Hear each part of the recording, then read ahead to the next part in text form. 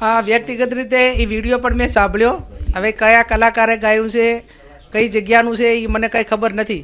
પણ એવું કીધું કે બંધારણવાળાને મારો ગોળી. તો આ બંધારણ એ કોઈ વ્યક્તિગત આગેવાનો એમના હિત માટે કરીને નથી. આ સર્વપક્ષીય અને તમામ ઠાકોર સમાજને બીજા સમાજોએ સાથે મળીને આ બંધારણ જે તે સમાજની અનુકૂળતા પ્રમાણે બનાવ્યા છે. અને આવી રીતે ઉશ્કેરવા પૂર્વકના ગીતો ગવાતા હોય તો એમને પણ ટકોર છે કે મર્યાદામાં રહીને તમે સંસ્કૃતિ પ્રમાણેના ગીતો ગો, મનોરંજન કરો, એની સામે વાંધો ના હોય. અને તમે કોઈને ગોળી મારવાની વાત કરો તો જેને પણ ગોળી મારો એને સમાજ સુધારા માટે એનું શહીદીમાં નામ આવશે.